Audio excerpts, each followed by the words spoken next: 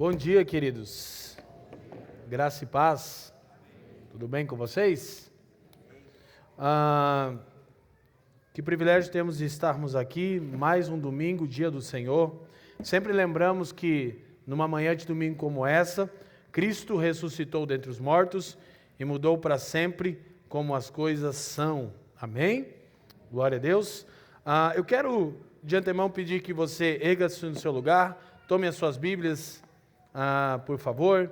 Assistindo a palavra do pastor Fabiano Crenque do culto passado, vi que ele pediu e nós estamos nos últimos anos em uma estação de resgatar bons hábitos e especialmente todo tipo de liturgia que seja pedagógica e que enriqueça nosso conhecimento de Deus e da sua palavra. Amém?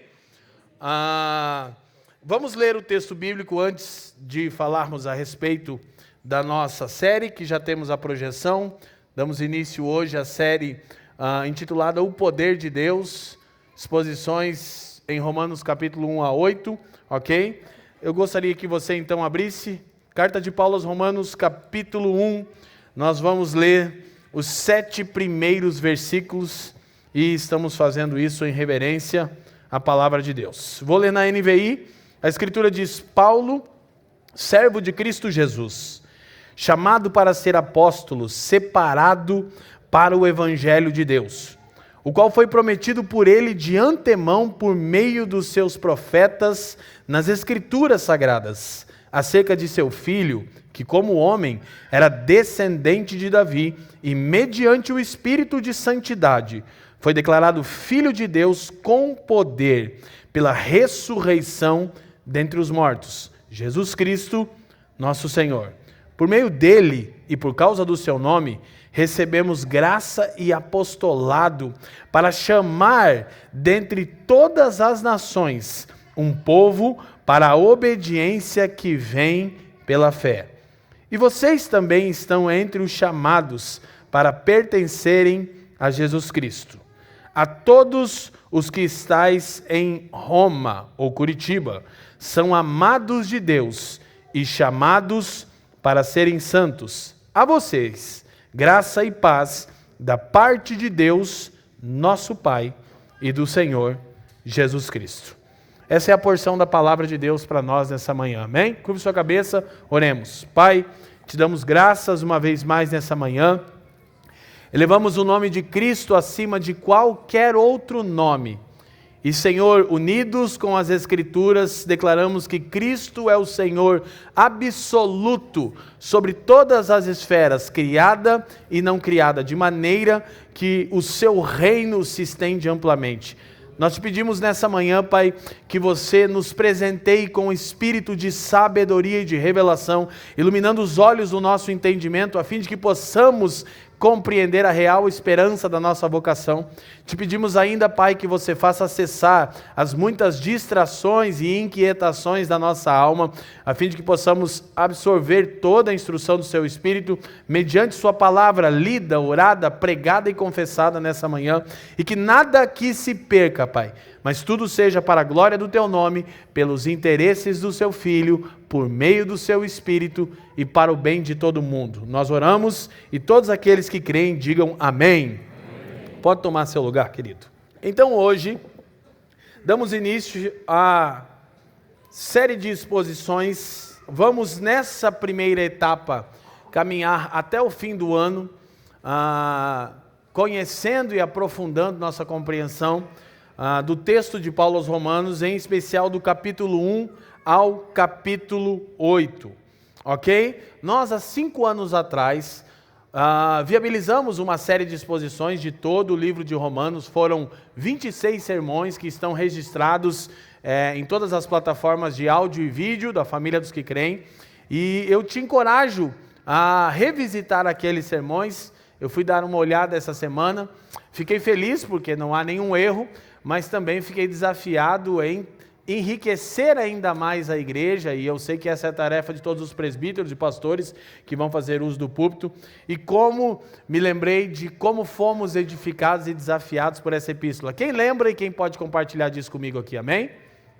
de fato foi maravilhoso. Então, 5 anos depois, entendemos que é muito oportuno para a estação que nós vivemos enquanto igreja local, retornarmos a essa carta que é consenso na história da igreja, que é a maior condensação doutrinária de todo o Novo Testamento, ok? Então, a série intitula-se Poder de Deus, por causa da afirmação que Paulo vai fazer no versículo 16 do capítulo 1, dizendo que o Evangelho é o poder de Deus para a redenção de todo aquele que crê. Sempre afirmamos que o Evangelho não tem ou traz poder, o Evangelho é poder de Deus, amém?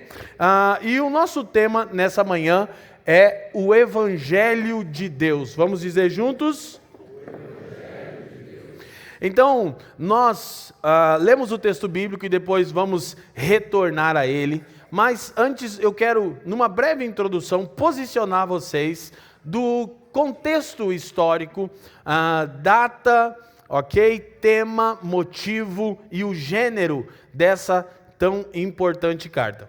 A carta aos Romanos, a mensagem contida nesse livro, é uma mensagem que transformou o mundo repetidas vezes ao longo da história, através da transformação de pessoas. Alguém me fez uma pergunta na rede social essa semana, se poderia chamar Romanos de o principal livro do Novo Testamento ou da Bíblia, e eu disse que não acho uma terminologia adequada o principal, porque nós podemos, ainda que sorrateiramente ou sem ser deliberadamente, estarmos achando que uma parte das Escrituras é mais inspirada do que outra.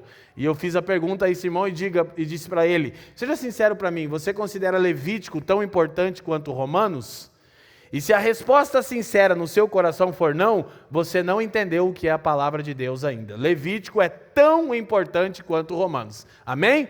Mas, obviamente, que Romanos é a queridinha da história da igreja. De fato, ela é. Ok? Por quê? Porque é a carta onde o apóstolo Paulo mais condensa sua compreensão daquilo que ele chama de o Evangelho de Deus, ok? Então é um livro que transformou o mundo repetidas vezes, através da transformação de pessoas. É impossível passar por Romanos sem olharmos o que grandes eruditos e homens de Deus que foram levantados pelo Senhor disseram a respeito do conteúdo dessa carta. Há muita coisa. E eu resolvi pegar a fala de 3 homens importantes na história da igreja, um dos pais da igreja e os 2 nomes mais importantes da reforma protestante, acerca da relação deles com essas cartas. A primeira pessoa é Agostinho de Hipona, o bispo, um dos pais da igreja do século IV. É importante lembrar que provavelmente Agostinho de Hipona foi a maior influência sobre a igreja, desde Paulo até Lutero.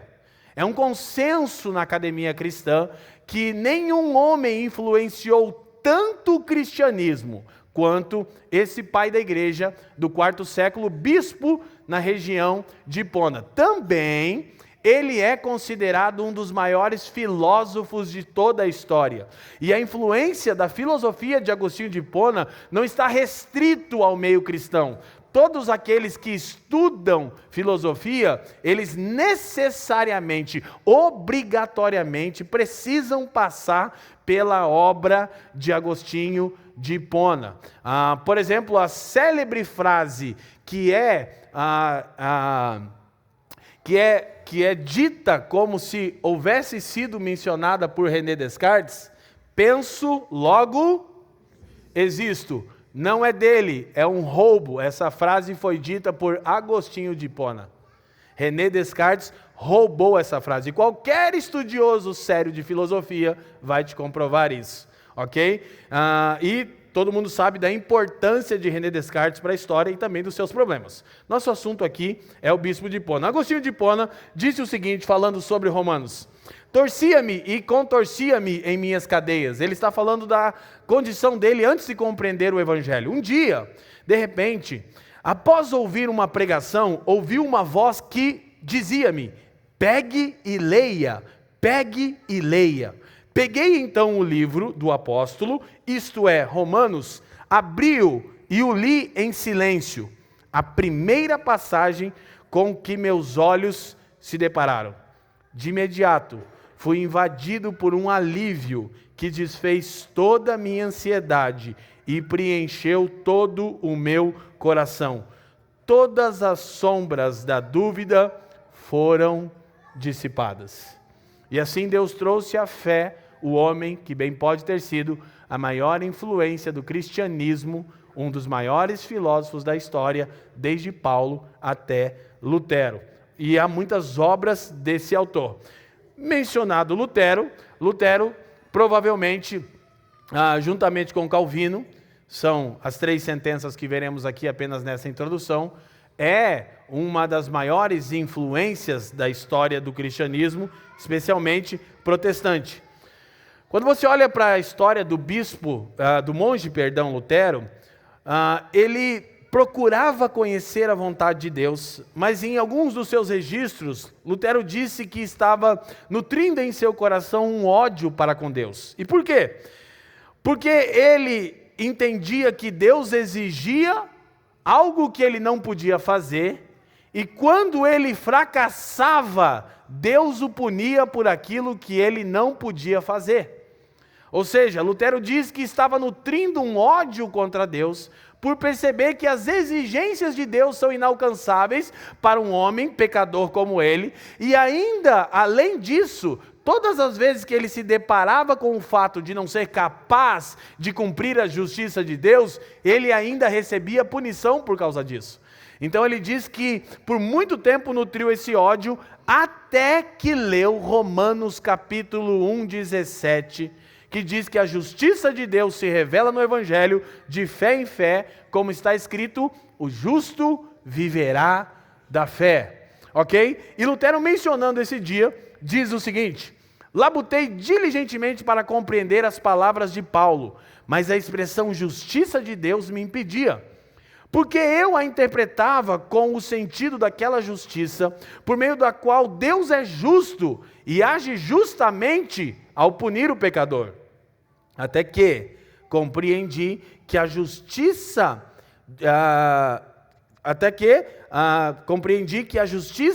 de Deus é aquela por qual, por graça e misericórdia, Ele nos justifica pela fé. Lutero então termina e diz: neste momento nasci de novo. Era como se tivesse atravessado as portas do paraíso. Se antes odiava a expressão justiça de Deus, agora a considerava a mais cara e reconfortante notícia. Então, a descoberta revolucionária de Lutero, meus irmãos, levaria ao restabelecimento do verdadeiro evangelho na Alemanha, na Europa, deflagraria a reforma protestante e mudaria para sempre como as coisas são no mundo. Amém? Então, Lutero dispensa comentários. E por fim, aquele que eu considero juntamente com Lutero, em Agostinho temos a maior influência da história da igreja posterior Paulo. Em Lutero temos o grande pivô de Deus para a reforma protestante e um dos mais importantes líderes desse movimento. E em João Calvino, o maior teólogo, na minha opinião, do período da reforma. João Calvino, de maneira mais sucinta, disse que Romanos é a porta de entrada para todos os tesouros mais escondidos das Escrituras. Amém? Por que é importante? De novo, todas as Escrituras são inspiradas, mas Romanos é o livro que mais condensa a doutrina cristã. É o livro onde você encontra de maneira mais organizada o Evangelho em seu conteúdo e em todas as suas aplicações. Amém, meus irmãos? Ok? Data, motivo, tema e gênero. Para que nos situemos. A data provável de Romanos é em torno de 57 depois de Cristo, com uma margem de erro igual ao do Ibope, de 2 anos para mais ou de 2 anos para menos.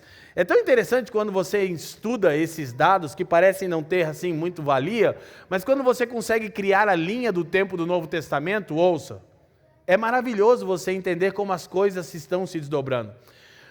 Então é um consenso entre os eruditos que Romanos é escrito por Paulo da Grécia, mais especificamente da cidade de Corinto, em torno do ano 57.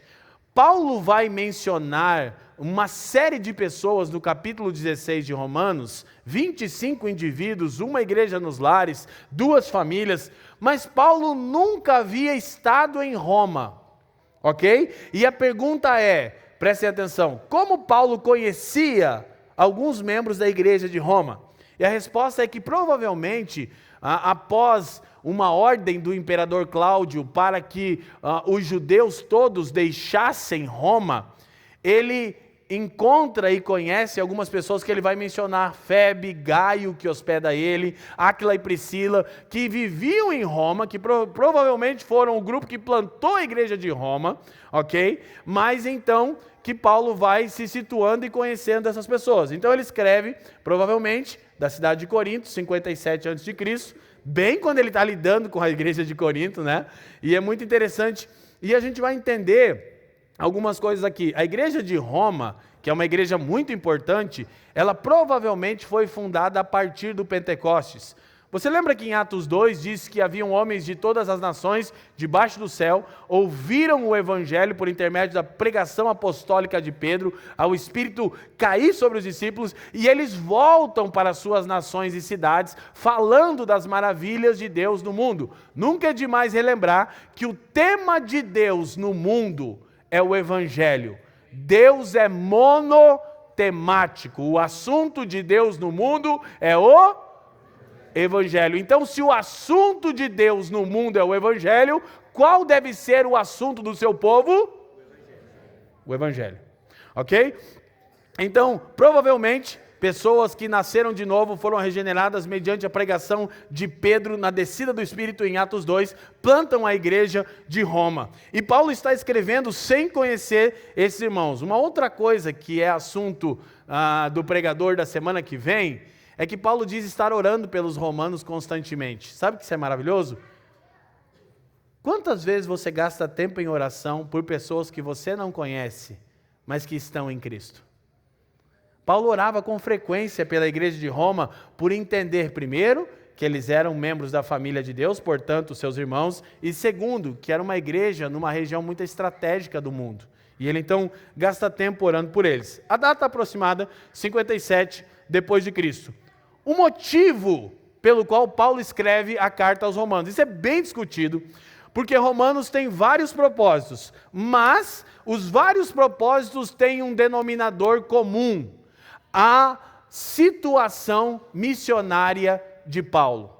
Vou dizer de antemão que um estudioso do Novo Testamento chamado L.T. Johnson diz que Romanos é a carta de recomendação de Paulo como um missionário. Paulo, quando escreve, ele vai mencionar que ele tem a intenção de ir à Espanha. Então ele está terminando o seu trabalho na região do Mediterrâneo, na Grécia, e ele tem a intenção de ir à Espanha e depois ele tem a intenção de ir a Jerusalém. Ok? Ele quer levar a coleta que ele está mobilizando com as igrejas, que ele entende que demonstra a unidade da igreja. Nós tivemos um sermão aqui, uma exposição de 2 Coríntios capítulo 8, tema contribuir, falando sobre isso, que aquela oferta demonstrava unidade. Olha que coisa interessante, deixa eu relembrar isso. Paulo pagava um grande tributo para a coleta que ele estava fazendo para socorrer a igreja em Jerusalém. E ele entendia que isso era uma demonstração de unidade. Ou seja, tamo junto não é suficiente. Coloca a mão no seu bolso, irmão. Amém? Amém. Aleluia. Só um aleluia. 2 glória a Deus aqui. Tamo junto. Não, querido. Nós demonstramos a nossa unidade quando cuidamos uns dos outros, inclusive e especialmente financeiramente falando. Amém? Então a Jéssica vai, o boleto é nosso. Amém? Amém? Glória a Deus. Paulo, então, ele tem este objetivo. Ele, na verdade, quer ir à Espanha. Mas ele quer passar por Roma para levantar um recurso. E ele precisa de hospedagem. Então, a L.T. Johnson diz que Paulo organiza Romanos mais ou menos assim: o meu melhor, que eu quero mostrar que eu entendo e eu sei do que eu estou fazendo. Graças a Deus, né, irmão? O que os pastores não fazem para uma ofertinha missionária, né, irmão? Não era que Paulo queria trocar de carro. Paulo não queria trocar de casa. Paulo queria pregar o evangelho na Espanha. E ele envia essa carta para que os romanos entendessem a vocação dele e o que ele entendia do evangelho de Deus. Diga graças a Deus por isso. Então, Paulo tem a intenção de ir à Espanha, mas quer se apresentar aos romanos, ok? Igreja que ele não havia estado pessoalmente. Esse é o principal motivo. Aí, nós percebemos alguns desdobramentos. Douglas Moo, estudioso do Novo Testamento, diz o seguinte: as batalhas passadas na Galácia e em Corinto, Paulo travou batalhas duríssimas com os falsos mestres, com os pecados da igreja em Corinto, com o problema na Galácia. E a crise vindoura em Jerusalém, o desejo de assegurar uma base missionária para seu trabalho na Europa e a necessidade de unificar os romanos em torno do seu evangelho para apoiarem seu trabalho na Espanha. Todos esses fatores fizeram Paulo escrever uma carta em que ele relata cuidadosamente o entendimento que ele tem do evangelho, especialmente no que se refere às questões relativas à história da salvação de judeus e gentios e à continuidade do plano de salvação. Romanos não é uma teologia sistemática, é uma carta, mas é quase. Em nenhuma das cartas de Paulo ele organiza as doutrinas evangélicas numa linha de tempo tão clara. Nós vamos perceber, na verdade, Romanos capítulo 1 a 3 é soteriologia pura, doutrina da salvação pura. Então Paulo segue desdobrando o assunto até chegar em escatologia. Romanos é muito abrangente, ok? Afinal, o tema de Romanos é o evangelho de Deus. Agora ouça, então Paulo tem essa intenção de encontrar apoio, por isso ele envia essa carta para se apresentar, ok? Demonstra sua compreensão do evangelho. Em alguns momentos da carta ele fala do seu trabalho apostólico em outras regiões, para que os romanos o recebessem na sua ida à Espanha. E embora ele trate sim de questões de judeus e gentios e vários desdobramentos, porque todas as comunidades da época tinham esse problema de como aplicar o evangelho aos judeus, ainda era uma questão muito nova para eles. Ainda que tudo isso seja verdade, olha só, o foco de Paulo está no evangelho e em seu significado, não nos romanos e em suas necessidades. E isso é muito pertinente, querido, porque uma vez que uma igreja local, ou que presbíteros e pastores, ao invés de terem o foco constante de fazerem uso do púlpito para explicar o significado do evangelho, e não para suprir as necessidades da igreja local, todas as vezes que isso é deixado de lado, a igreja local é empobrecida e perde a clareza daquilo que ela foi chamada para ser e fazer. Então, embora Paulo escreva uma carta, e a carta tem esse cunho de tratar questões pessoais, ele está lidando com algumas coisas na igreja de Roma, o foco dele está no evangelho e em seu significado, e não nos romanos e em suas necessidades. Dito de outra forma, o evangelho é a resposta para qualquer pergunta. Mas o evangelho. Mas é que aqui na minha... O evangelho. Não, é que a minha situação aqui conjugal... O evangelho. Não, é que eu tenho uma... O evangelho. A minha situação financeira... O evangelho. Não, é que eu precisava entender mais o evangelho. O foco de Paulo está no evangelho, ouçam, e em seu significado, não nos romanos e em sua necessidade. O evangelho é a resposta para aquela pergunta que você ainda vai fazer. Agora, entender essa riqueza, de maneira nenhuma, isso é reducionismo. De maneira nenhuma. Isso é um escape reducionista. O quê? Na verdade, a resposta que o Evangelho tem para a sua questão é altamente complexa e longa. Na tentativa de produzir um material que fosse uma introdução ao Evangelho, eu usei 400 páginas e chamei de introdução. E quando pego eu digo, faltou ainda na introdução falar disso, falar daquele outro. Amém? Então o Evangelho é suficiente. O motivo principal é a situação missionária de Paulo, passando por vários desdobramentos que nós vamos perceber aqui, ok? Qual é o tema? Qual é o tema da carta de Paulo aos Romanos? Eu já dei o spoiler, ok? E embora Romanos trate muito, especialmente nos 3 primeiros capítulos, da doutrina da justificação, olha para mim aqui, meu irmão, presta atenção. O que mais existem hoje são crentes que não conhecem as doutrinas rudimentares do Evangelho. Se você congrega nessa igreja local aqui há mais de 3 meses, você já teve acesso a tudo isso. Se não entende, é que você é frio, preguiçoso, negligente e indiferente. Porque embora a gente nem sempre está tratando todas essas doutrinas, todas as vezes que alguém sobe no púlpito, recomenda literaturas, livros das Escrituras e sermões. Sim ou não? É você que não faz uso. Mas eu realmente fico chateado, porque eu viajo muito o Brasil, os irmãos sabem disso, e você fala a doutrina da justificação, as pessoas não sabem, Gregory. Eu digo, você não sabe a doutrina básica da sua fé? Não faço ideia do que seja. Explique para mim o que é a doutrina da justificação em uma frase. Não sei, Leandro. Irmão, teu caso é grave. É coma, se desligar os aparelhos, eutanásia. Quem está me entendendo? Agora, tempo com o seu smartphone, você passa bastante. Aleluia. Glória a Deus. Então fica mais uma dica aqui. Eu poderia oferecer meu livro, mas está esgotado. Tem o e-book. Pelo um preço que eu não coloquei, foi o Leivson.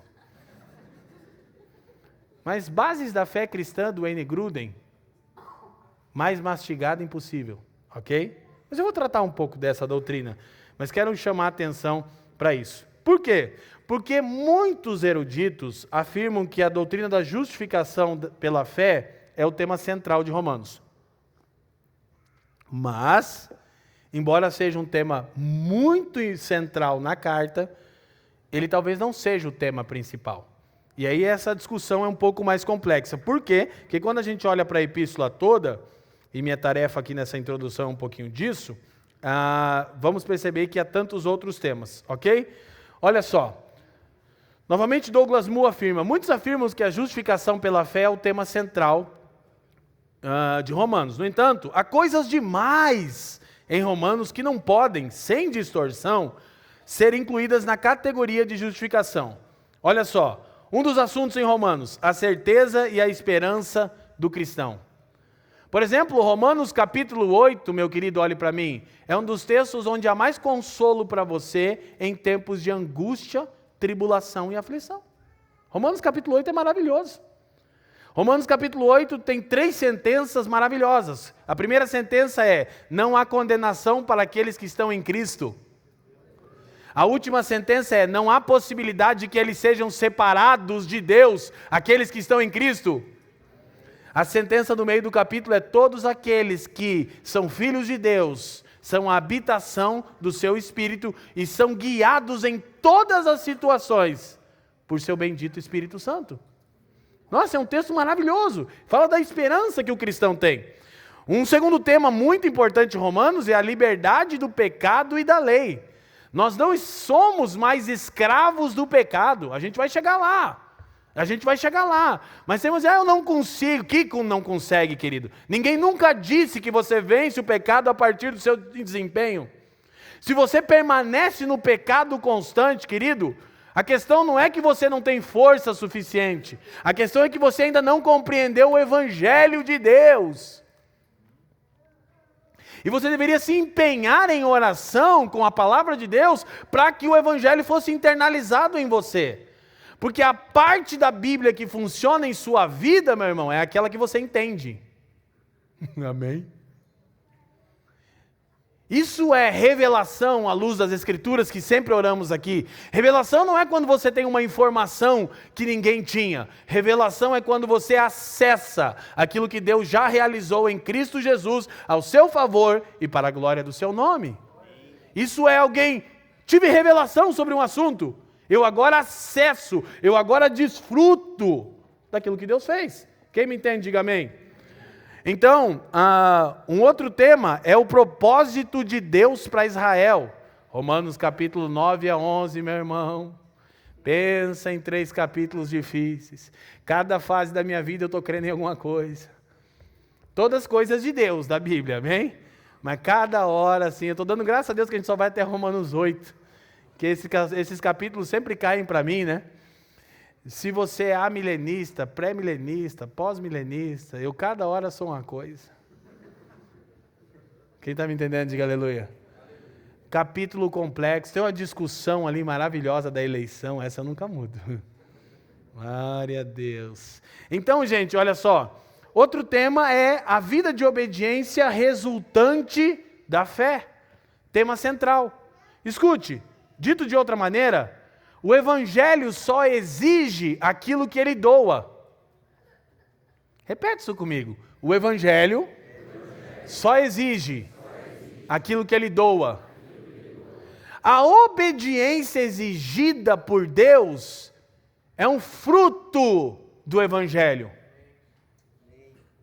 É um dom de Deus, é a obediência que resulta da fé. Vamos voltar ao texto bíblico, nós já lemos isso. Então, na realidade, o tema central de Romanos é o Evangelho de Deus. Repete mais uma vez.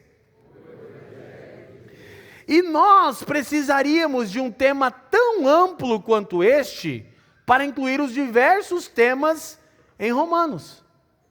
Esse é o tema de Romanos, o Evangelho de Deus. E só um tema tão amplo quanto o Evangelho é capaz de tratar de tantos outros subtemas ou tópicos ou aplicações e implicações do Evangelho. Então é verdade, meus irmãos, prestem atenção, que o Evangelho, num primeiro momento, é uma notícia sucinta, objetiva, clara. Mas quando nós começamos a aplicar o Evangelho à nossa vida, à angústia, à complexidade de existir, nós descobrimos o quão profundo e complexo por vezes é o Evangelho. Há muitas coisas que ficam sem resposta, mas que nós encontramos esperança. Por exemplo, o Evangelho não responde para nós detalhadamente uma série de perguntas, ele apenas nos afirma a esperança. Tipo, traduzindo assim, Deus não vai resolver esse problema na sua vida, mas calma, você tem a vida eterna. Muitas vezes é tudo que o Evangelho tem a nos dizer, frente a uma necessidade que passamos. Então, Romanos, portanto, é o resumo do Evangelho que Paulo prega. Entendeu a importância da carta?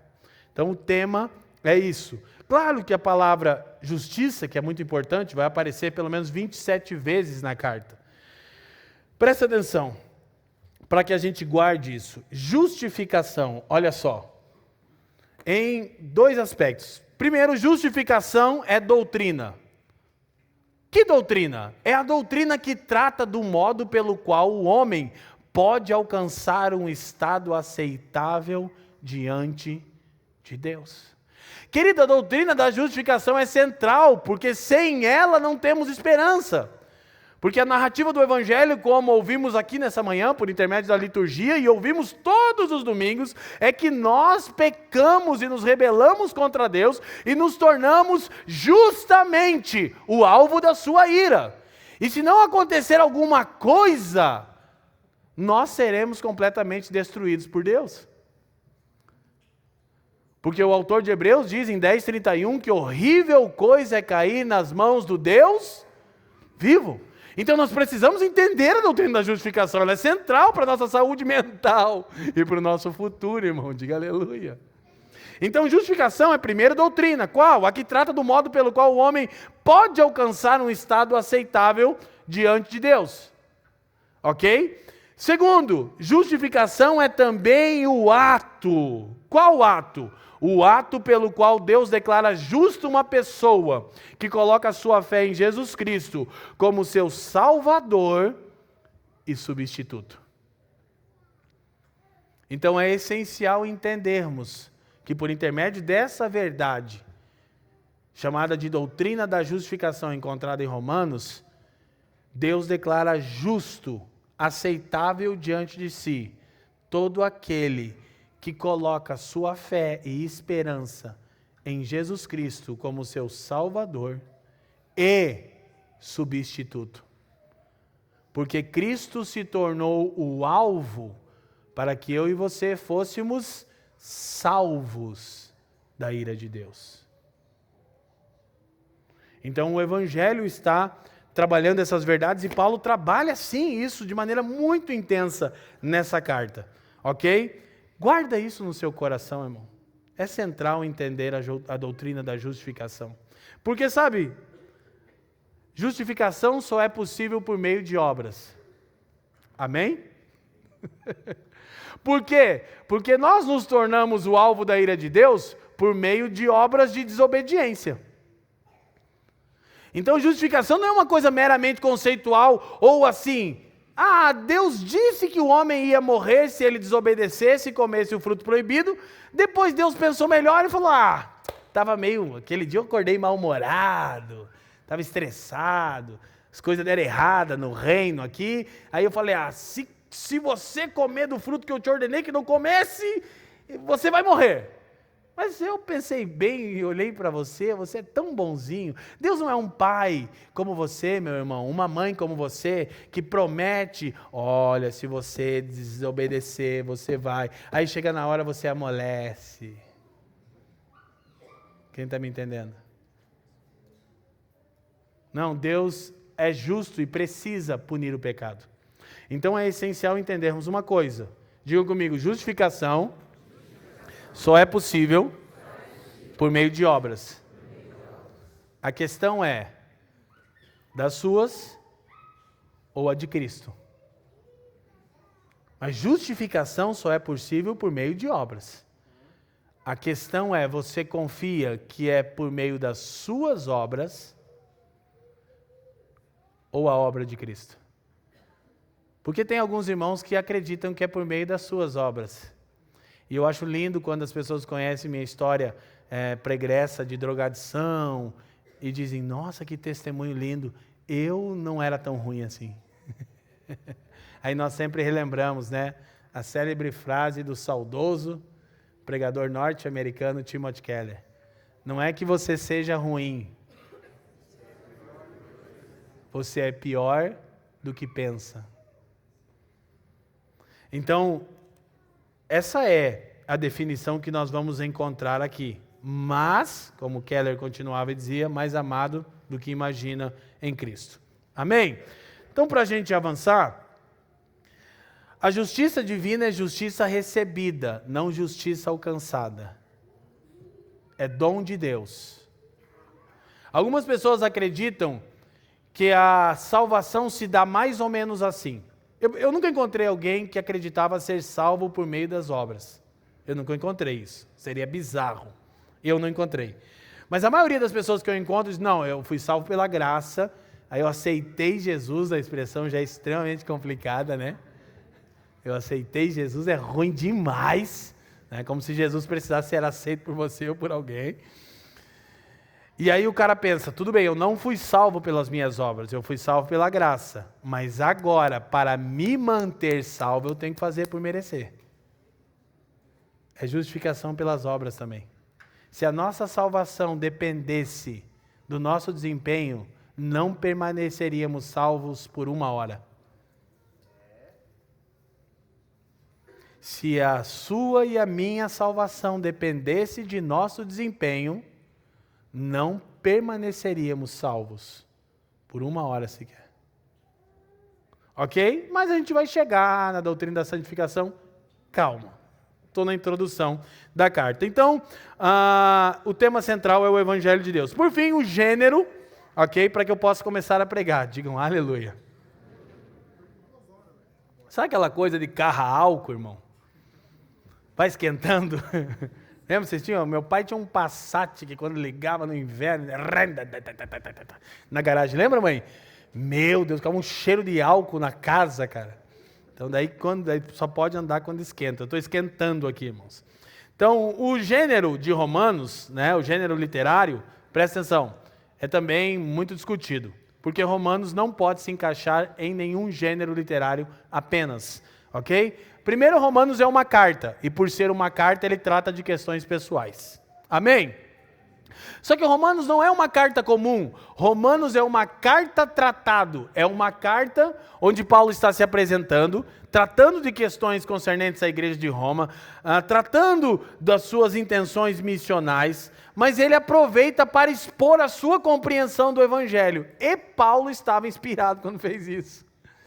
Porque Romanos é muito condensado doutrinariamente falando. Então é uma carta, trata de questões pessoais, mas é também um tratado doutrinário. Provavelmente é o maior tratado doutrinário de todas as Escrituras. Em nenhum lugar das Escrituras o plano de Deus é condensado de maneira sistemática e linear, tanto quanto em Romanos. Então é uma carta e é um tratado. E alguns acreditavam, porque também há esse tipo de coisa dentro da carta, que Romanos era um gênero, hoje é usado, mas o nome não é conhecido. Um gênero chamado diatribe. Quem já ouviu isso? Eu falei isso 5 anos atrás aqui na família. Alguém lembra? Ninguém nunca ouviu isso? Uma pessoa? Gênero de... Um diatribe é mais ou menos alguém que está produzindo um documento onde há conversas e debates ficcionais e perguntas retóricas com o uso de sentenças exclamatórias. O que eu quero dizer com isso? Para rejeitar alguma linha argumentativa.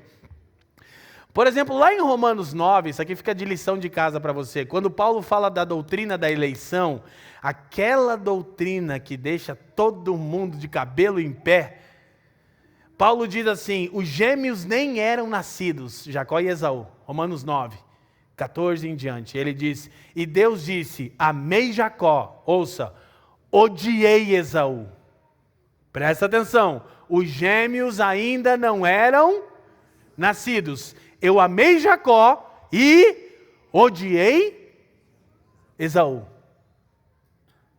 Escolhi Jacó, rejeitei Esaú. O que acontece de imediato com você? Você diz, é injusto. O que Paulo diz no próximo versículo? Porventura Deus é injusto? Ele responde com um ponto de exclamação, de modo nenhum.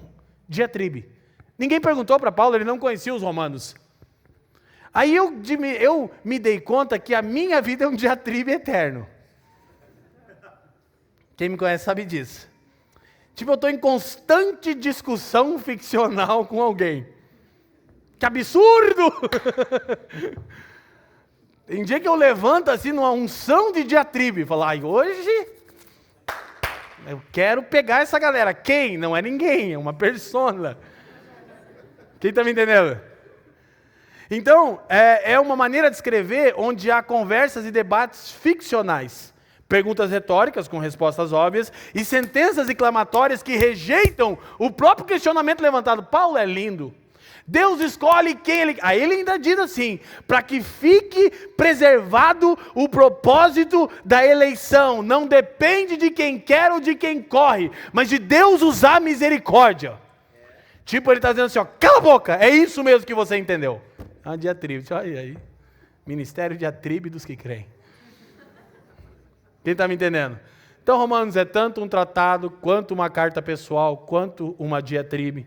Tem muita riqueza dentro dessa carta. Mas agora, passando propriamente dito para nós sublinharmos algumas palavras do texto que lemos. Primeiro lemos as Escrituras. Eu ainda não estou tão bonzinho quanto o pastor Fabiano Crenck. Não sei se eu vou projetar o texto, tá bom? Agora eu vou porque ele me é útil. É aquela coisa da conveniência mesmo.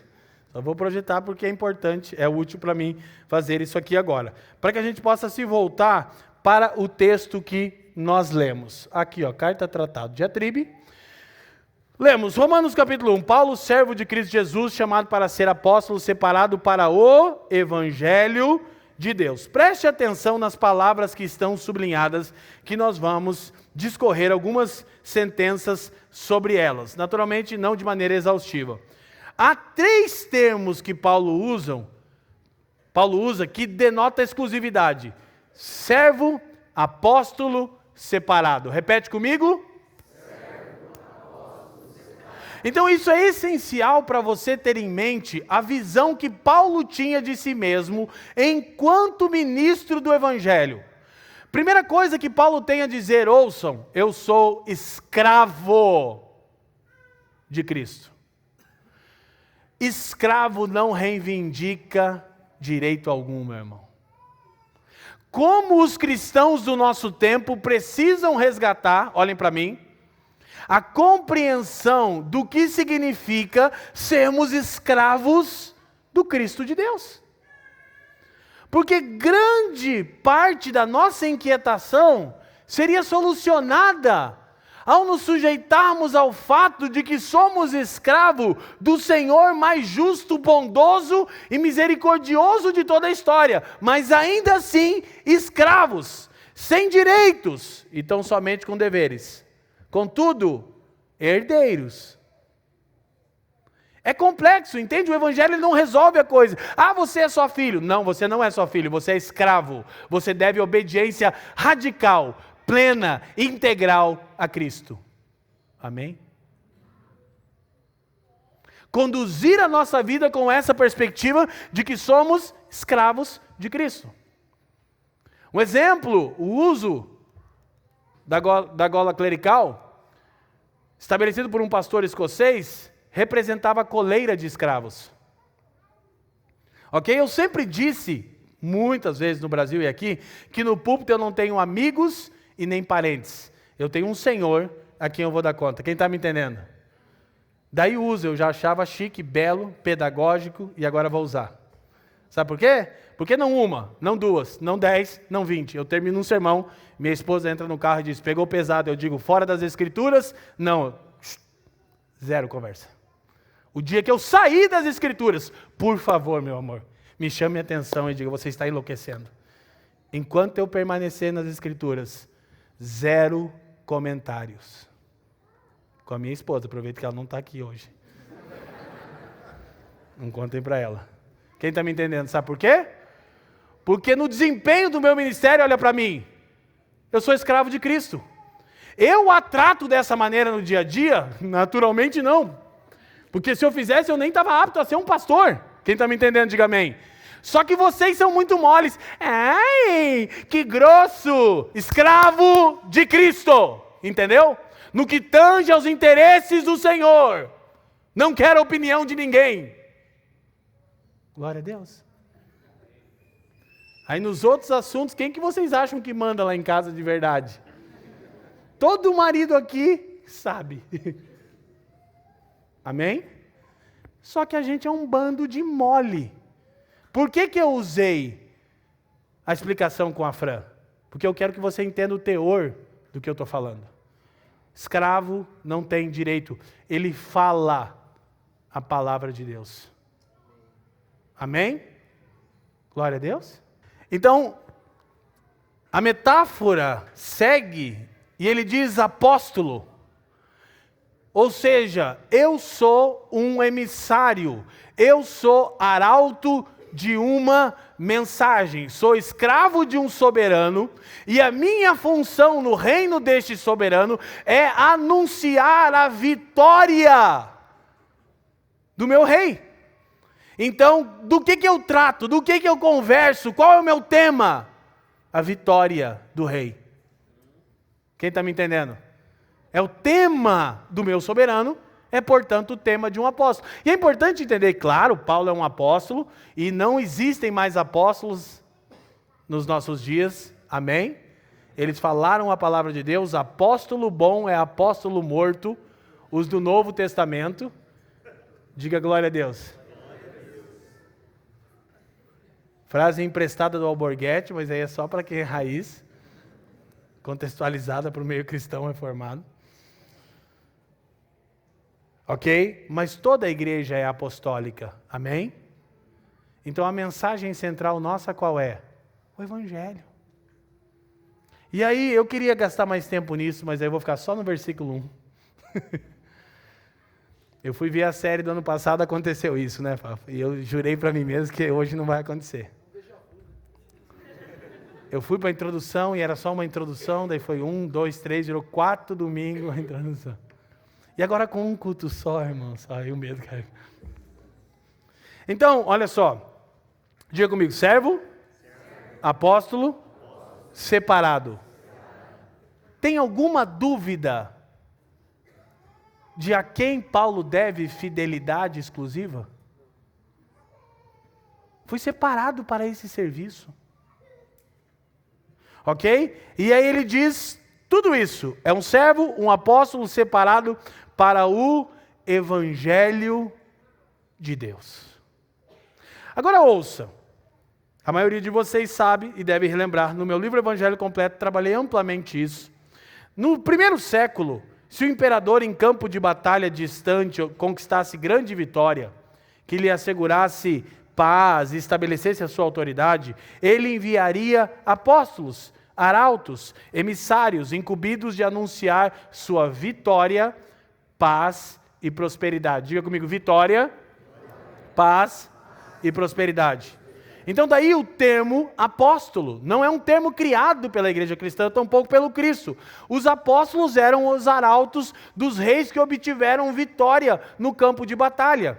Então eles retornavam na frente, ouça, o rei teve triunfo, ele destacava o apóstolo, o arauto, o emissário, e ele ia à frente preparar a chegada do rei, e ao chegar na cidade em questão ou no reinado, olha para mim, ele lia o decreto do soberano, ele mencionava, eu, apóstolo do soberano, proclamo a vitória absoluta sobre os nossos inimigos.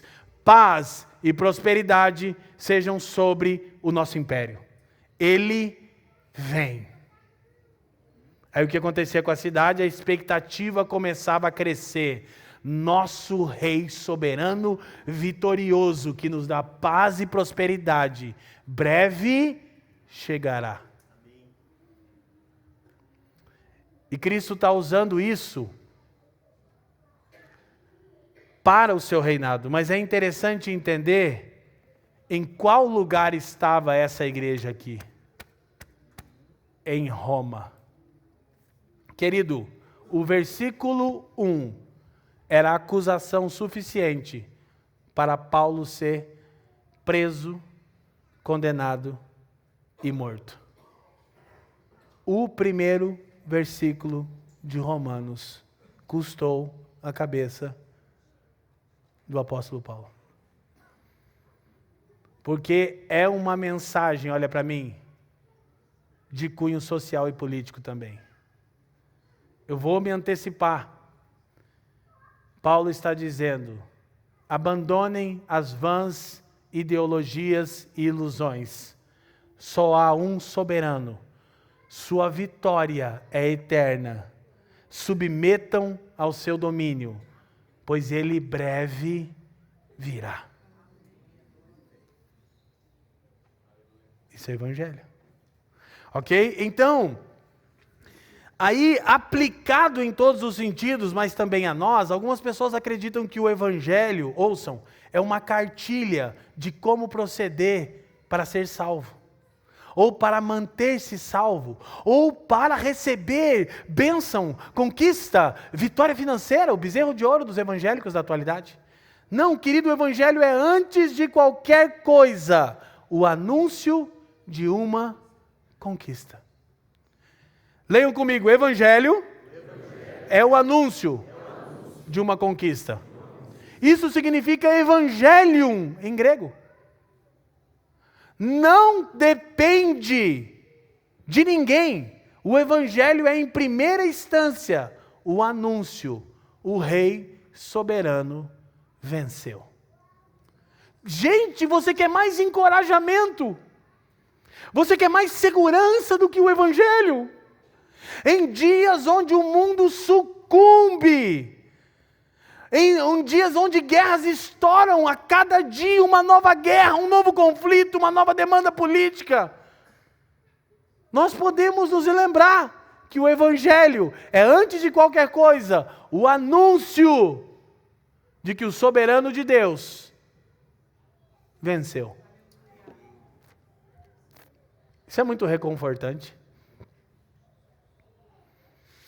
Então, é interessante também que o termo euangeloi, que significa isso no grego, ele também é usado com o termo parousia. Parousia já é o termo que é o resultado do anúncio. Evangelho é o anúncio. O rei vitorioso venceu. Parousia significa saiam ao seu encontro. Isso é escatologia, querido. É por isso que Paulo diz que a igreja vai encontrar com o rei vitorioso nos ares. Porque a outra palavra usada, evangelho, produz parousia. Então, parousia é o estilo de vida dos crentes. Eles estão se preparando para quê? Para encontrarem o seu soberano que venceu. Então, como eles não sabem exatamente quando ele vai chegar, mas as notícias correm o reinado, as notícias correm o império, o rei triunfou, paz e prosperidade estão garantidas àqueles que estão submissos a ele. O que nós fazemos? Nós nos preparamos, porque nós não sabemos o dia nem a hora. Mas uma coisa nós sabemos, ele venceu. Olha, parece que a vida fica mais fácil. Quem está me entendendo? Isso é realmente maravilhoso. E aí é importante nós lembrarmos, o povo saía dos portões da cidade para recepcionar o rei vitorioso.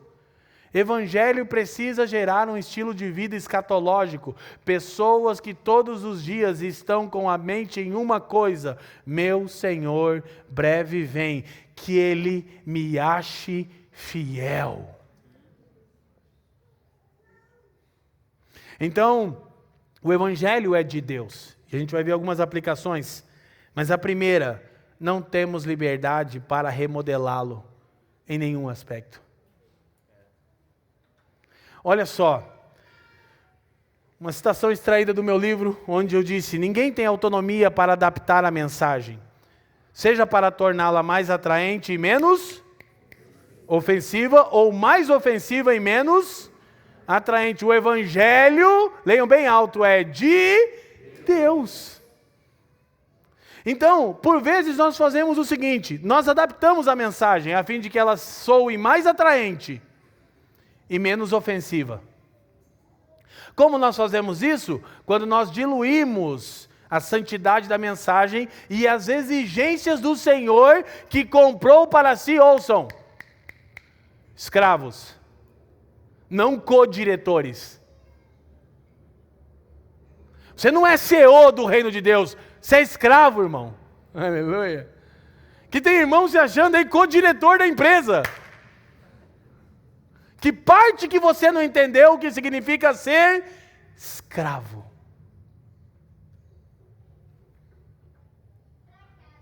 Então, não temos autonomia para adaptar a mensagem, para torná-la mais atraente e menos ofensiva. A isso chamamos liberalismo teológico, a isso chamamos influências das ideologias no Evangelho, a isso chamamos hipergraça, banalização da graça de Deus.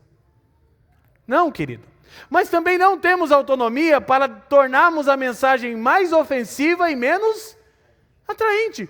E como nós fazemos isso? Se de um lado fazemos isso diluindo a mensagem com liberalismo teológico, com hipergraça e várias filosofias, do outro, nós acrescentamos dogmas e ideias humanas que deixam a mensagem mais ofensiva do que ela já é e menos atraente.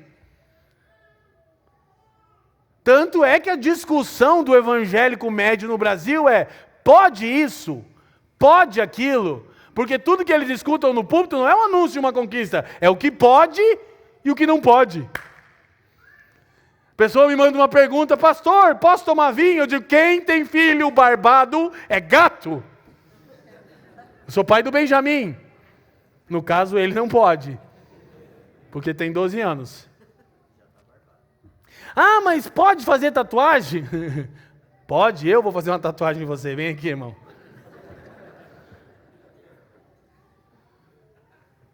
Por quê? Porque a gente está tornando a mensagem mais ofensiva e menos atraente. É um monte de dogma. Pede isso, nem pede aquilo. Deixa para lá, amém? Diga comigo, a atração do Evangelho é Cristo.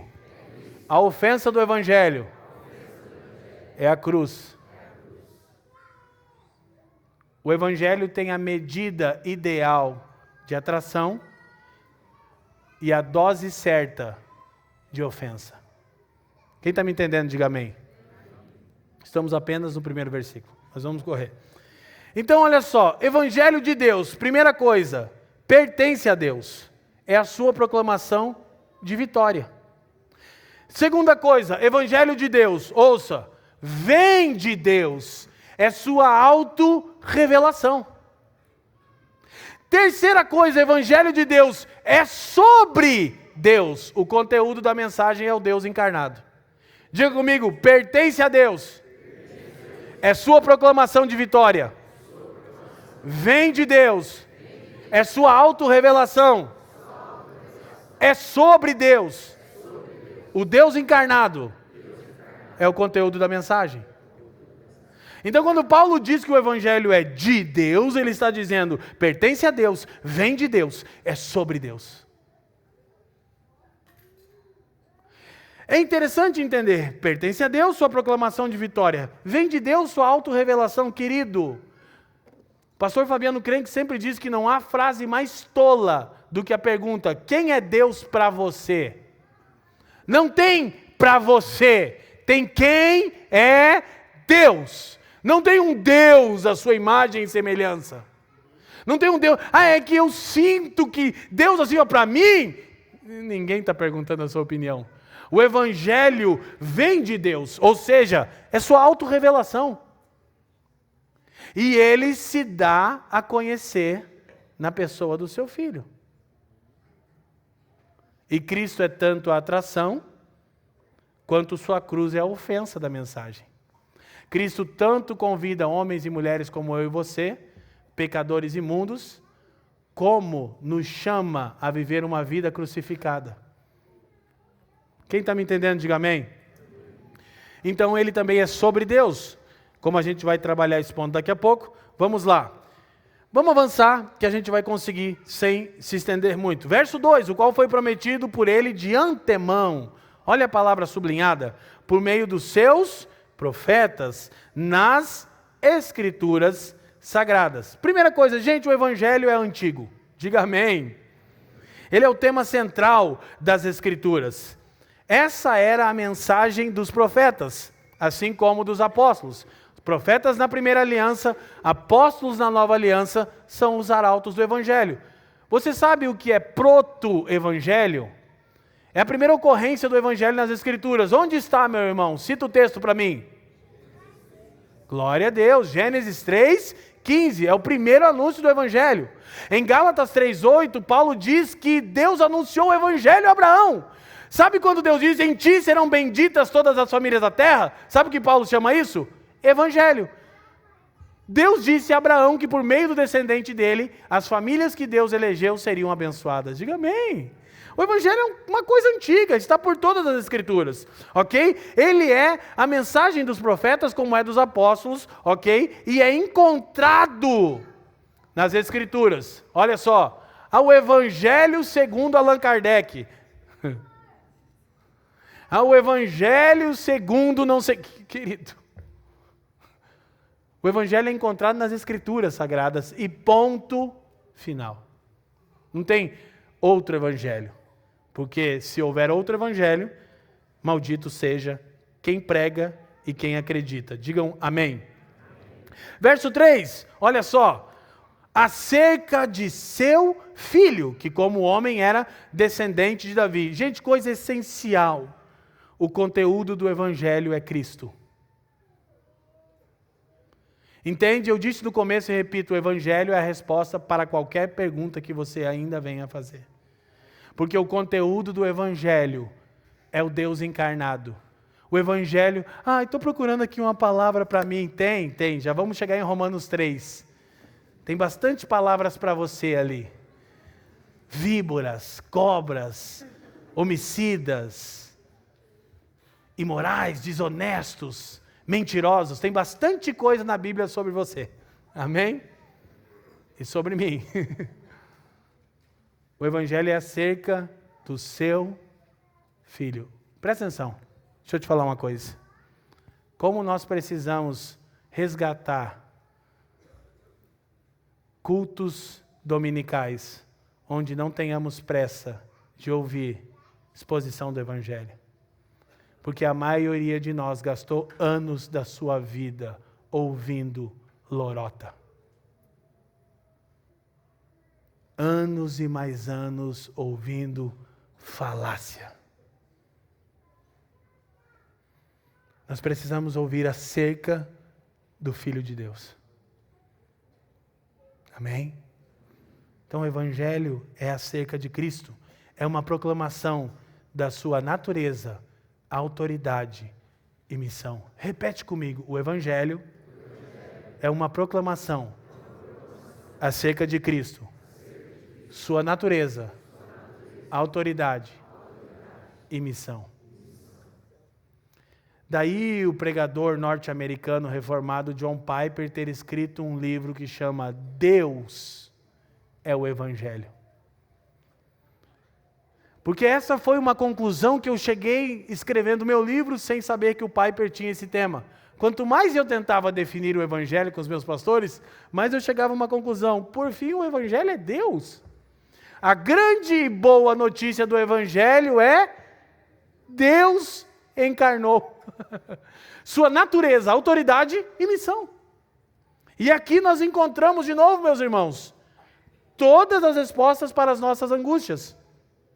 Então ele é da descendência de Davi, nós vamos perceber já já, e ele foi ressuscitado com poder, plenamente humano, plenamente divino, e também o cumprimento da promessa. Quem me entende, diga amém.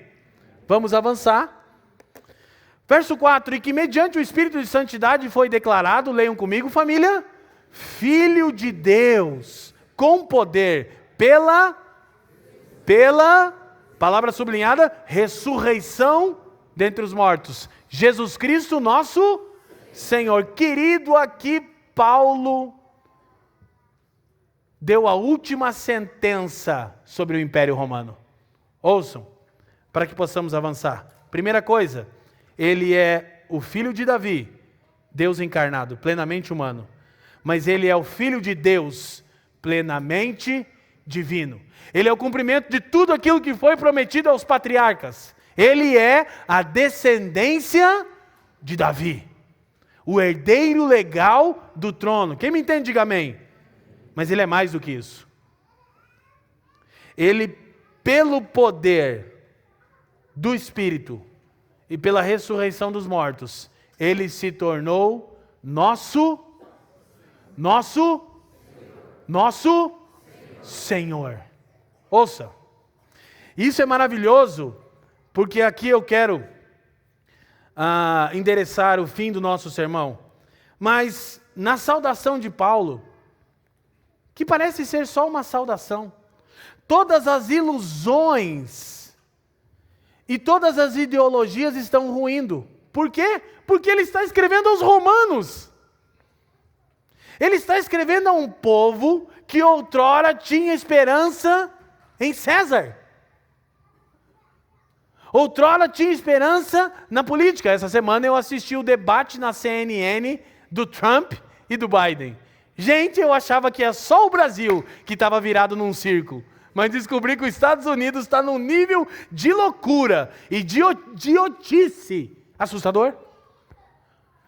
Você lembra aquele fatídico debate entre o Lula e o Bolsonaro? O cara foi igual. Eu ainda achava que os caras iam discutir melhor, meus pastores. Meu Deus, o Trump só ria. O outro lá, o velho, parece que vai ter um infarto enquanto fala assim, meu Deus, cara, os caras vão morrer aí. O cara pergunta uma coisa e ele responde o que quer. Eu digo, cara, eles estão zombando da cara do povo. E as pessoas estão ali se matando e brigando, achando, aqui está a solução. Não está aqui. E os caras estão rindo. Eu disse, que loucura. E aí eu trabalhando no sermão, eu disse, de fato, quando nós olhamos para o Evangelho e percebemos que o conteúdo é acerca do Filho de Deus, as ideologias desvanecem. Sabe por quê? Escuta. Nós não entendemos o cunho do que Paulo está falando agora, mas os romanos entendiam. Primeiro, ele é um apóstolo. Ele é o arauto que proclama a conquista de um outro soberano que não é César. Só no versículo 1, Paulo já está condenado. Mas não satisfeito com isso, Paulo diz que ele é o que as Escrituras prometiam, mas que ele é divino. Sabe por quê? Porque a ressurreição é a confirmação da divindade de Cristo. Mas sabe qual é a implicação social para isso? Quem já ouviu falar sobre apoteose aqui? Levanta a mão. Não aquilo que você pensou lá, onde as pessoas sambam. Quem sabe o que significava a cerimônia de apoteose nos primeiros séculos? Sabe o que era? Era o processo de deificação de um imperador. Escute, o termo deriva do latim, que é traduzido como deificar. O conceito se referia à concessão de natureza divina a homens ilustres após a morte. Então se criou o hábito, por isso que os cristãos foram perseguidos, porque era exigido culto ao imperador. Sabe do que Apocalipse está tratando? Que os cristãos não devem cultuar o imperador.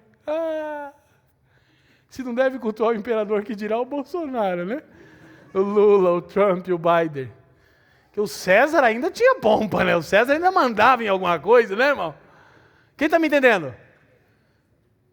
Presta atenção como isso é central para nós. Escute, apoteose, olha lá, consistia na antiguidade numa cerimônia que se investia a algum mortal, em especial ao imperador, características divinas. Isso supunha que aqueles homens virtuosos, depois da sua morte, ascendiam a uma categoria própria dos deuses. Então, qual era o desejo dos imperadores? Se tornarem deuses.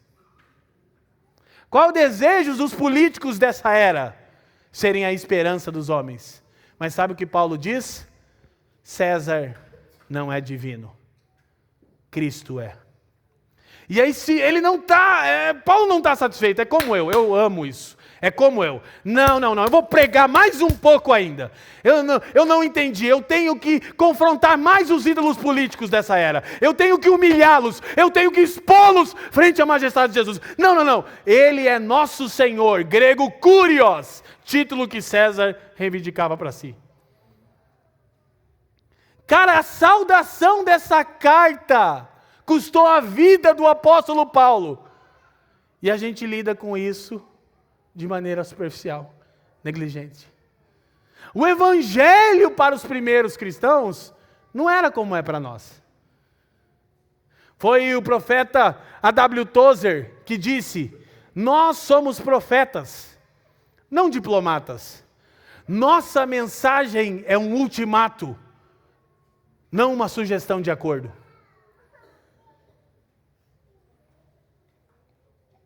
Quem está me entendendo? Tem gente achando que precisa ali fazer uma mediação entre Cristo e os homens rebeldes. É por isso que na sua vinda gloriosa, Apocalipse diz que ele vai despedaçar as nações com uma barra de ferro. Sabe o que é isso? A Torá, a lei. Cristo chegará diante dos governantes dessa terra e os destruirá. E a gente está aí flertando com Bolsonaro e Lula. E Paulo está dizendo, César não é o Senhor. Cristo é. E o único que ascendeu à destra da majestade nos céus e que é divino, é Jesus Cristo, nosso Curiós, o Senhor. Meu irmão, deixa eu te falar uma coisa. Eu acho que você tem sido muito mole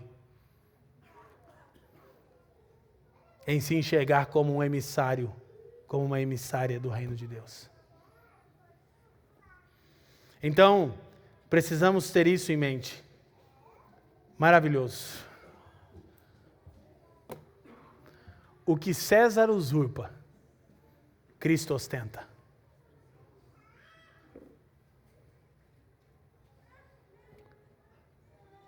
Tudo aquilo que César usurpa, Cristo ostenta. Tudo aquilo que os líderes políticos gostariam de ser, Cristo é. E nisso está a nossa esperança. Diga comigo, o que César usurpa, Cristo ostenta. Podemos e devemos fazer política a fim de amenizar o caos no mundo, sem depositar nisso esperança salvífica, sem se tornar cabo eleitoral de ninguém, porque somos embaixadores do único Senhor que é divino de fato. Quem me entende, diga amém. Então, aqui rompe-se a ideologia romana. Presta atenção, a gente está indo para o fim. O que é uma ideologia? É uma visão de mundo produzida por crenças limitantes e por preferências pessoais. A ideologia, seja ela de qual natureza for, meus irmãos, ela está tentando identificar o que o mundo é, qual é o problema do mundo e qual é a solução para o mundo. Então, a ideologia conservadora identifica um mundo maravilhoso do passado, que nunca existiu, mas eles dizem ter existido, e que o problema do mundo são os progressistas. E a solução do mundo é matar os comunistas. Do lado de cá, os progressistas dizem que o mundo por si só progride. Vai ser, olha assim, ó, um paraíso. É só soltar isso, solta para ver. Se tirar os conservadores e os limites socialmente impostos, a tradição judaico-cristã, tira esse troço, que o homem por si só florescerá. Sem dúvida. Não vai florescer. O resto de Romanos capítulo 1 mostra esse florescimento. Não é nosso assunto agora, é das próximas semanas. Isso, Deus também de vez em quando deixa o mundo florescer. Deus de vez em quando é progressista. É isso aí, eu vou deixar vocês progredirem por conta. Vou remover a lei da consciência e entregar a vocês aquilo que vocês tanto desejam. Vamos ver o resultado. Aí você lê em casa Romanos 1 até o fim. Então uma ideologia, uma visão de mundo produzida por crenças limitantes. E por preferências pessoais. É que o meu interesse é nisso, então eu advogo essa ideologia. O meu interesse é aquilo, então eu advogo essa outra ideologia. Quem me entende aqui, levanta a mão e diga amém. São vãs filosofias, são vãs ideologias. Só que o que está acontecendo na saudação de Paulo aos Romanos? Olha, ele nem entrou no assunto. A saudação de Paulo aos Romanos está demonstrando que César e Roma são impostores. O grande império romano não passa de uma ilusão. O grande autoproclamado Deus, César, é um impostor. Paulo diz, Cristo é Curiós, o Senhor. E a ressurreição é a evidência disso. Tudo o que César usurpa, Cristo ostenta em sua natureza, autoridade e missão. Quem me entende, diga amém. Então, avançando, para nós encerrarmos, Paulo diz no 5, por meio dele, deste Senhor, e por causa do seu nome recebemos graça e apostolado para chamar dentre todas as nações um povo para a obediência que vem da fé. Primeira coisa, graça e apostolado. Tanto a tarefa, quanto o poder para realizá-la. E nessa manhã, antes de encerrar, eu quero te encorajar com uma coisa. Ouça, nós recebemos graça, capacidade para cumprirmos o nosso apostolado. Proclamarmos que o soberano de Deus venceu. Então nós temos tanto a tarefa, quanto nós temos a capacitação para exercer. Amém? Agora, Paulo diz que esse anúncio é para chamar um povo para a obediência que vem da fé. Então, a obediência é consequência de se ter fé, e não uma segunda condição para ser salvo. Ouça isso, irmão. Obediência em sua vida é consequência de fé salvífica em seu coração. Não é uma segunda exigência para você ser salvo. Não, você tem que crer e obedecer. Não. Você só pode obedecer porque creu em quem Cristo é. Quem me entende, diga amém. Vamos trabalhar isso ao longo da carta muito. A fé verdadeira em meu coração produz obediência em minha vida. Mais uma vez diga comigo, o Evangelho só exige aquilo que ele mesmo produz. Isso não é banalização da graça de Deus. Vamos chegar lá nos outros capítulos, mas relembrar a frase de Spurgeon que disse: a graça que não muda a minha vida não salva a minha alma. Vou repetir. Palavras de Charles Haddon Spurgeon. A graça que não muda a minha vida não salva a minha alma. Isso aqui não é liberalismo. Ok? Então, para chegarmos no versículo 6, ele diz: e vocês também estão entre os chamados para pertencerem a Jesus Cristo. Diga graças a Deus. Que coisa maravilhosa, meus irmãos.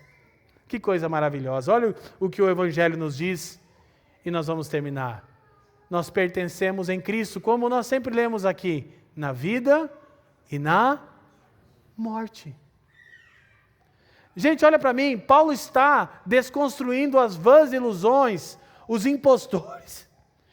E ele está dizendo aos irmãos, nós pertencemos a Cristo. Que outra notícia melhor do que essa você poderia ouvir nessa manhã, para você que está nele? Ah, não gostei tanto do sermão. Meu Deus, o que está acontecendo com você? Qual outra notícia poderia ser mais maravilhosa do que ouvimos de que todos aqueles que depositam fé em Jesus pertencem a Ele? E Ele diz, ninguém os arrebatará das minhas mãos, em João capítulo 10. Diga graças a Deus. E por fim nós terminamos com o último versículo. A todos que estão em Curitiba, ou em Roma, olha as palavras sublinhadas, família. São amados de Deus e chamados para serem santos. A vocês, graça e paz da parte de Deus, Deus, nosso Pai, e do Senhor Jesus Cristo. E aqui para encerrarmos, a metralhadora de Paulo no impostor César e na ideologia romana, ainda de trás para frente, Paulo vai definir os crentes pela primeira vez na carta e então depois vai passar a tratar dos assuntos. Mas olha só, quando Paulo usa a palavra paz, ele está colocando ela em detrimento à ideologia romana, a conhecida Pax Romana. Quem é que não saiu da escola antes de mim? Eu saí da escola muito cedo, infelizmente, né? Quem já ouviu falar em Pax Romana? Levanta a mão aí e diz sim. Pax Romana é a ideologia de César. César venceu a paz e prosperidade. Aí o povo estava cheio de problema. O que o César fazia? Pão e circo. O Brasil está afundado em caos, em escassez. Vamos fazer uma Copa do Mundo aqui, gente? O que é isso? Vocês estão muito para baixo. Vamos dar uma melhorada nesse astral? Olha só, gente, presta atenção, olha para mim, para a gente cear. É a Shalom de Deus versus a Pax Romana. Sabe o que a palavra Shalom em hebraico significa? Harmonia. É a melhor maneira de traduzir o que é a paz resultante do Evangelho. Olha para mim, irmão. Ela coloca a sua e a minha vida em harmonia. E não tem uma metáfora melhor do que o nosso Senhor no barco, olhe para mim. Frente à tempestade, discípulos desesperados. É como o mundo está, há um caos.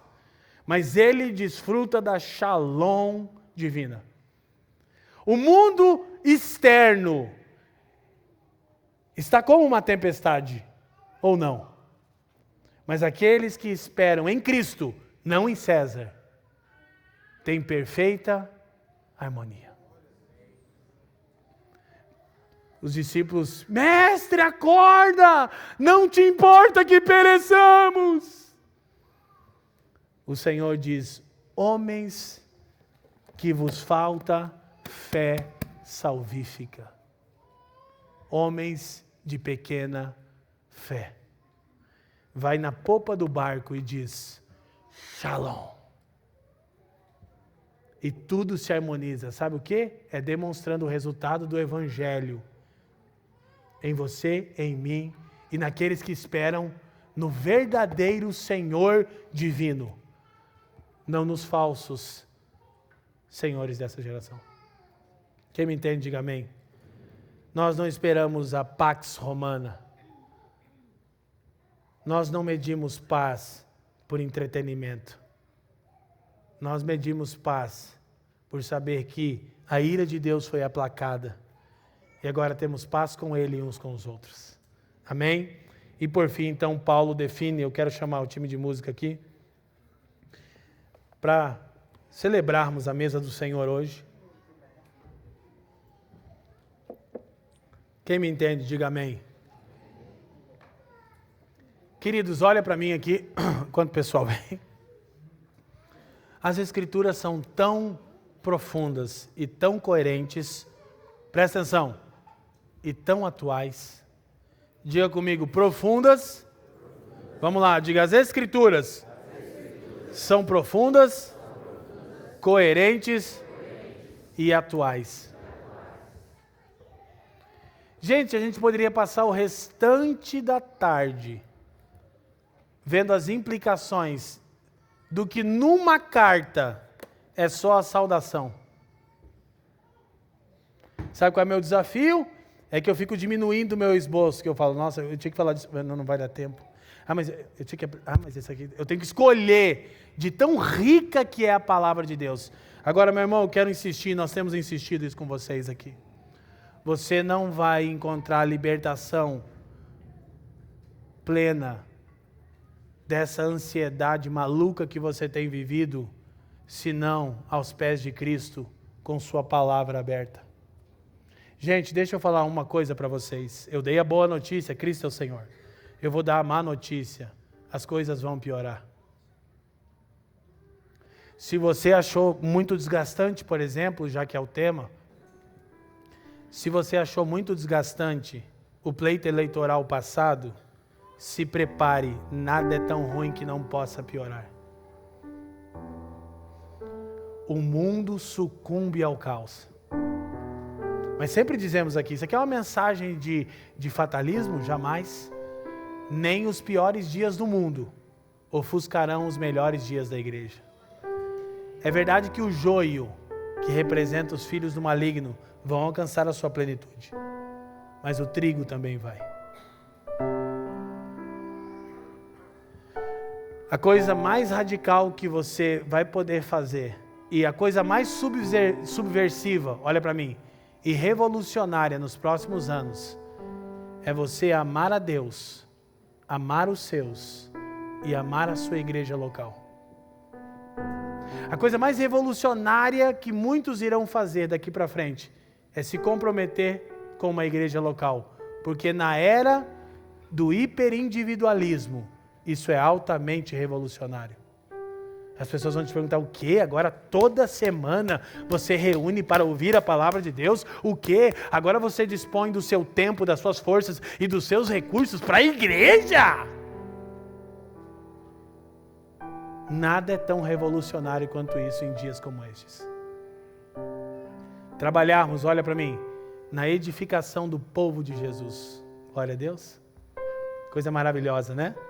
E aí Paulo então termina, erga-se no seu lugar.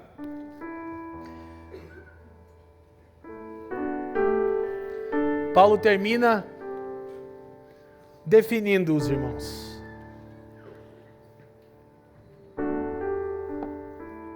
o texto que lemos, o verso 7, primeira coisa que Paulo tem a dizer para aqueles que confiam exclusivamente em Jesus. Para quem, gente?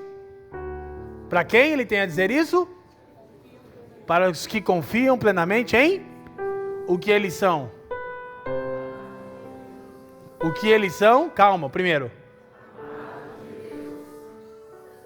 Calma. Não passa tão rápido. O que aqueles que estão em Jesus são, irmãos. E essa é uma notícia revolucionária nessa manhã. Nós que outrora éramos inimigos de Deus por causa da nossa rebelião. Se você está aqui e você não rendeu-se aos pés de Cristo e o confessa como Senhor, você não é amado de Deus. Você é odiado por Ele e o alvo da sua ira. E Deus não odeia apenas o pecado. As Escrituras dizem que Ele abomina o pecador, de maneira que nem as orações deste Deus ouve. Mas se essa é a sua condição nessa manhã, você pode curvar a sua cabeça e dizer: Cristo, Filho do Deus vivo, soberano, que venceu, salva-me. E seu status mudará imediatamente de odiado por Deus para amado por Ele. E para todos aqueles que estão em Jesus, essa é uma notícia maravilhosa. Paulo diz que nós somos amados de Deus. Ele diz que o fruto desse amor é que nós somos também santos. A evidência de que somos amados de Deus é uma vida que glorifica a Deus, meus irmãos. E ele ainda tem a dizer de Deus, eu pedi que vocês lessem, nosso Pai. Porque nós somos amados, nós somos servos, nós somos santos e nós somos filhos. E agora pertencemos à família de Deus e não estamos mais escravizados pelo espírito de rejeição. Amém? E por fim, ele acha importante lembrar. Aquele que se via como escravo, porque alguém aqui poderia estar pensando assim, ó, poxa, que legal para um ministro, né? O colarinho clerical, lembra que ele é escravo. Um pregador tem que ser escravo de Jesus. Paulo diz que todos os que estavam em Roma e diziam estar em Cristo são amados, santos, filhos e escravos. Não há ninguém em Jesus que não seja seu escravo e que deva obediência radical. Curva sua cabeça enquanto cantamos. Pai, te damos graças nessa manhã uma vez mais. Elevamos o nome de Cristo Jesus, seu Filho, nosso Senhor. E, Senhor, que assim como foi com o Império Romano, que ruiu frente ao poder do Evangelho, foi assim na época de Constantino, foi assim na época da Reforma Protestante. Seu Evangelho sempre denuncia os impostores e as ilusões. Nessa manhã nós nos lembramos que tudo aquilo que César usurpa, Cristo ostenta. E que Ele é de fato divino por intermédio da ressurreição dos mortos. E nisso reside nossa confiança e esperança.